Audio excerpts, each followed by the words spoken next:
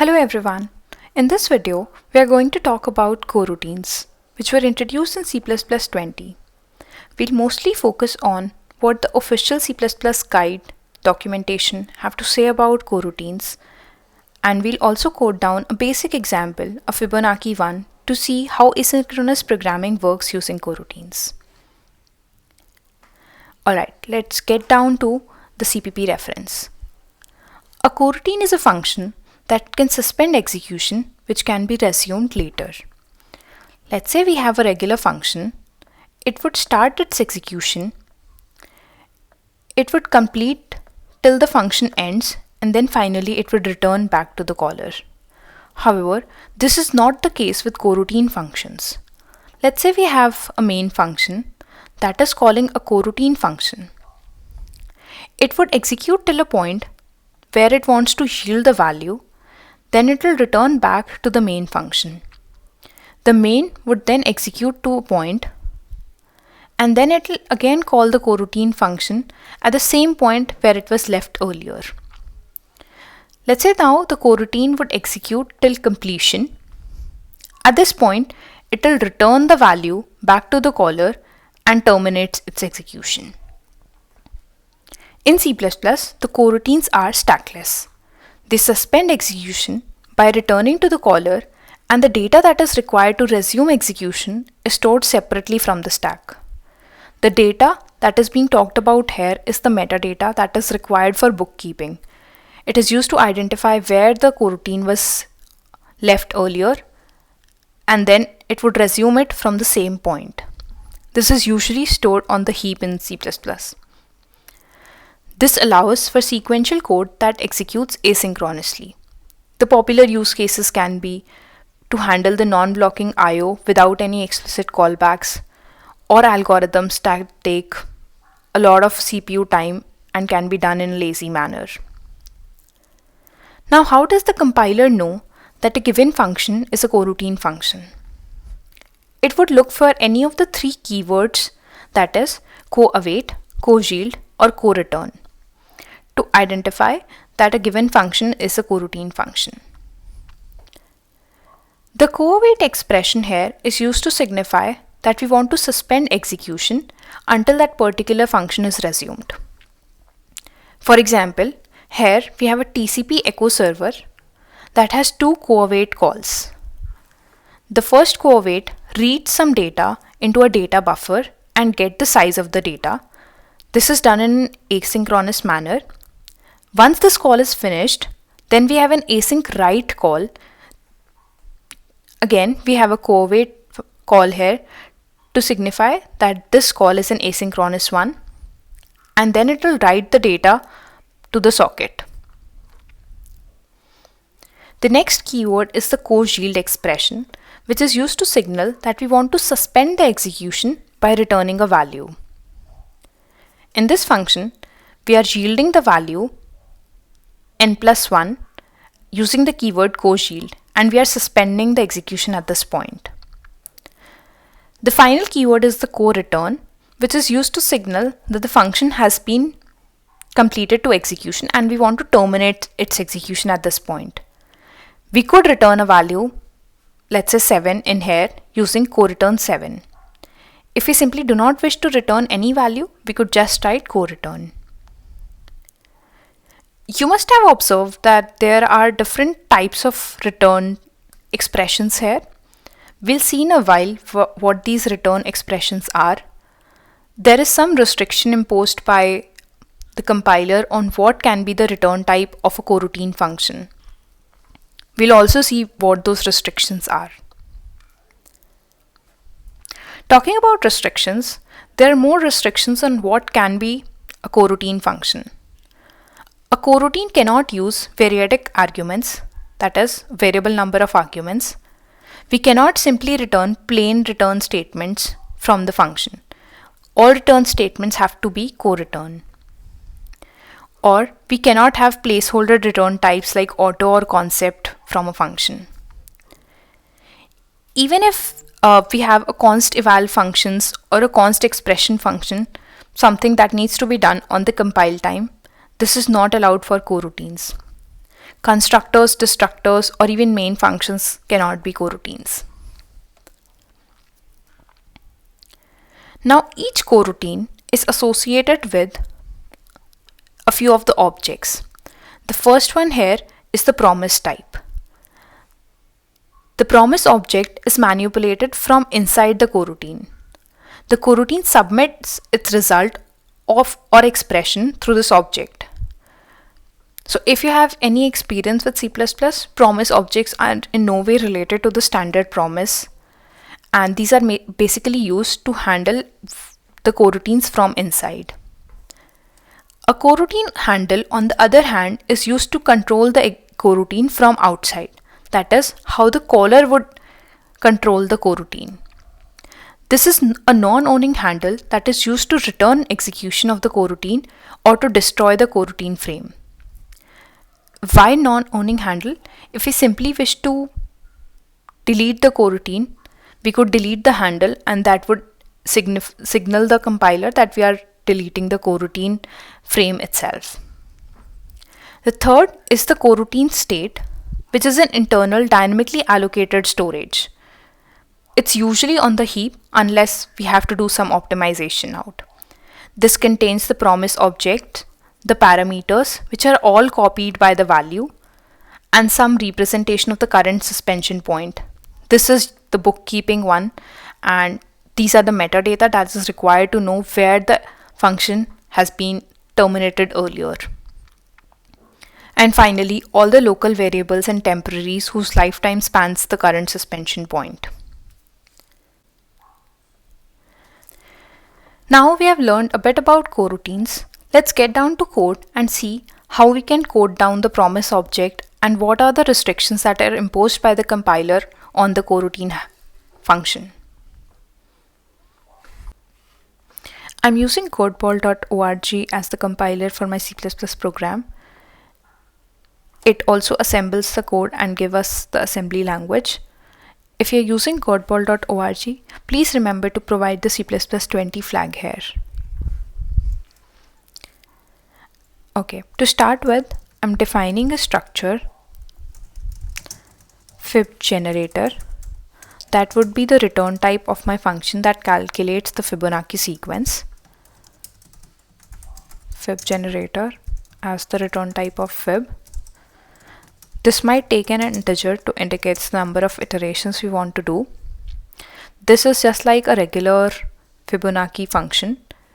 We have two integers to use as the base for the sequence, that is 0 and 1.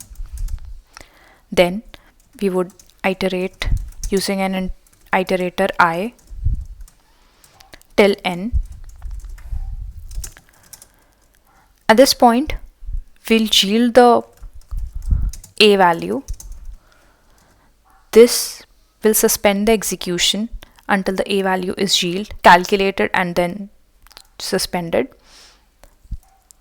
Then we'll calculate our next value, which can be an unsigned long integer, because Fibonacci can be a large number. Let's say next, which is equal to a plus b. We'll then set the values of a and b again. So we'll set the value of a to b and b to next. Finally, we'll return using coreturn keywords. If you see, this fails to compile and tells the error that there is no coyield keyword. So for that, we would need to include the coroutine library.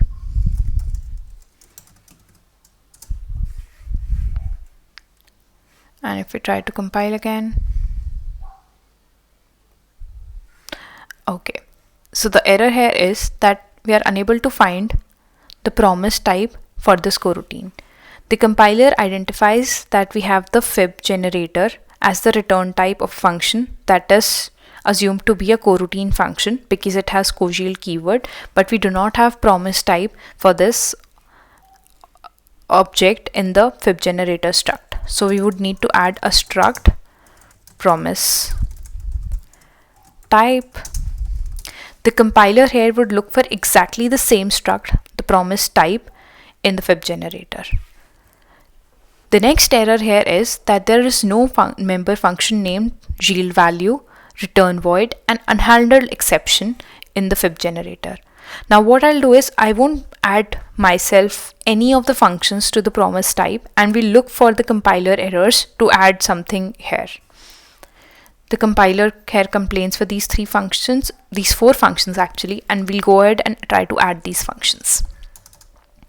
Okay, the first function that it's complaining is the yield value. So the yield value here returns either a suspend always or a suspend never to indicate that at the point of yielding value, do we want to suspend the execution or not?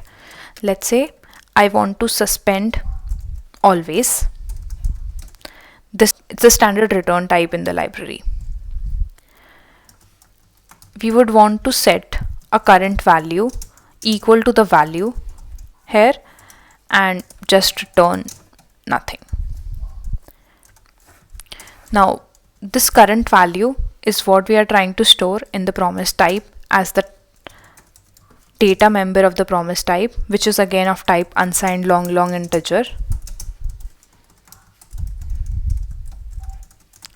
This would hold the number that we have calculated till now, the Fibonacci number. This would also take in one of the value because we are giving co-yield A and we want a value here that is again of type unsigned long integer called value. Okay. If we compile again,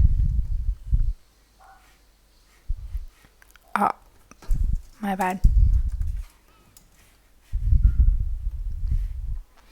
All good. The next, the compiler is complaining about the return void because we are not returning anything. That's why we need to add a function called return void. So we will go ahead and add it, void, return void, which would do nothing.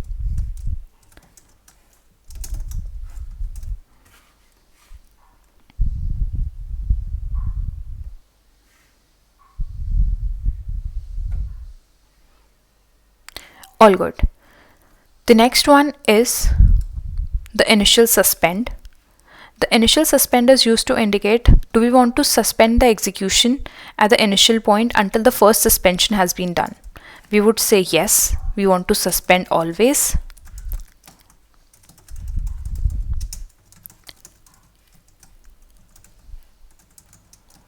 Suspend.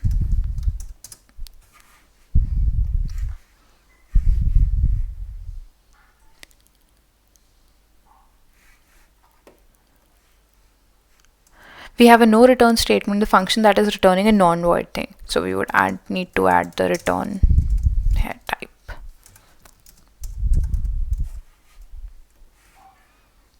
I have a habit of using VS Code. We now have the final suspend function that we need to add. The final suspend function would need to indicate that after all the suspension has been done, the execution has been done, do we want to suspend the function or do we want not to suspend the function? So we would again say that yes, we would need to always suspend the function.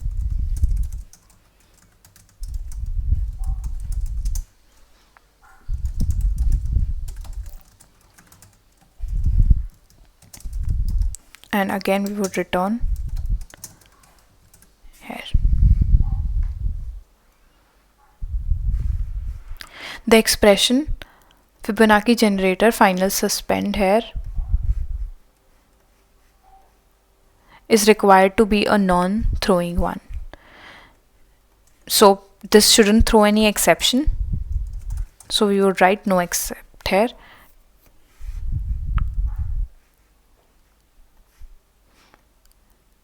Now we don't have these two functions. Let's go ahead and add them. The first one is handled an exception, the unhandled exception. What do we need to do in cases where an exception occurred and that is unhandled? Let's say we simply want to terminate the program. So we have void unhandled exception, and we simply wish to terminate the program.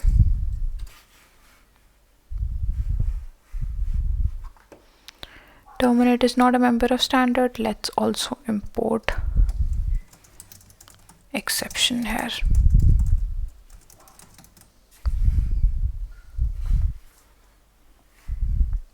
The last function we have to add, I think, is the get return object. This indicates what do we want to return from this return type, the Fibonacci generator. Let's say we want to return a coroutine handle, which is also mentioned in the C++ documentation, the CPP reference, that the coroutine can be controlled by a coroutine handle from the caller. So we want to have a Fibonacci generator from the get return object, and we would want to return here a Fibonacci generator. Now this Fibonacci generator would need to take in the constructor of whatever the field values are required for Fibonacci generator to construct. Let's say the Fibonacci generator actually constructs a handle called the handle value. This handle value would be of the type that the coroutine handle would provide, that is handle type the coro handle, and this handle type is the standard coroutine handle that would take in a promise type.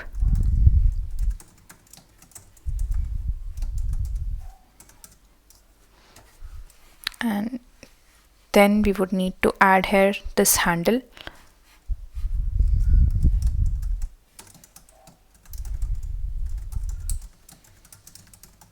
This would take in the promise type, and we would need to construct this from promise function using this pointer.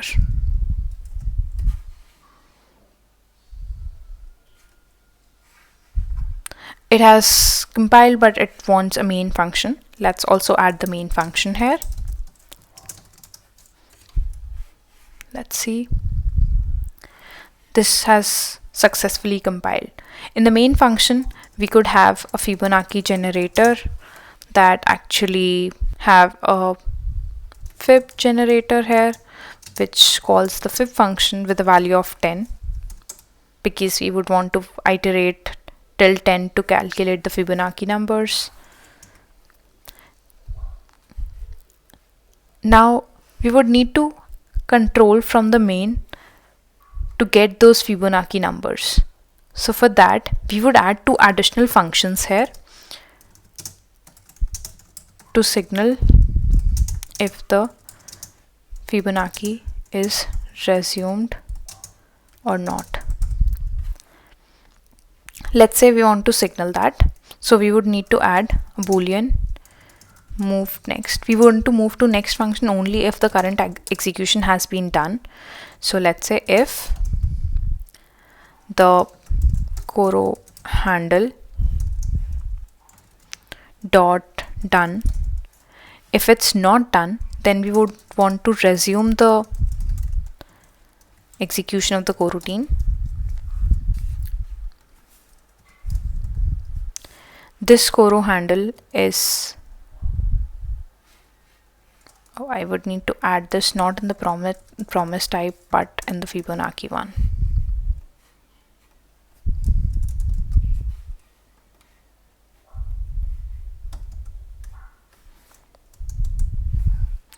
And if it is done, then we would simply return coro handle dot done,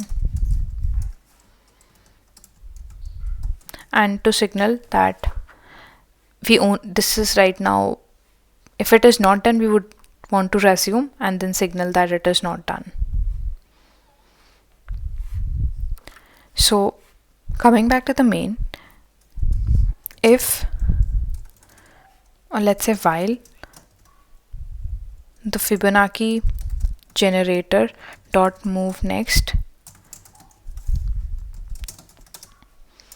we want to print out the Fibonacci generator dot current value. We don't have a current value function right now. We would add it soon.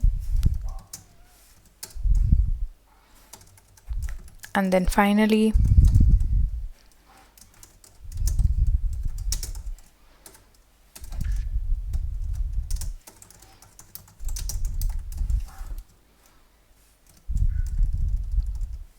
Coroutines introduction done. Let's quickly add a current value function that returns an unsigned long integer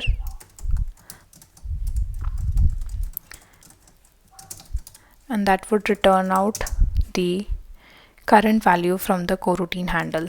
The coro handle promise type dot current value.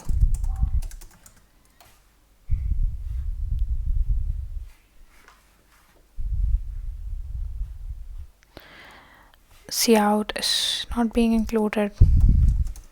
Need to include the IO stream.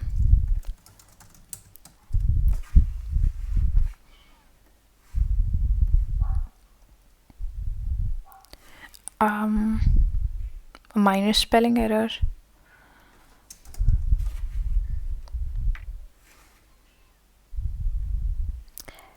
Cool.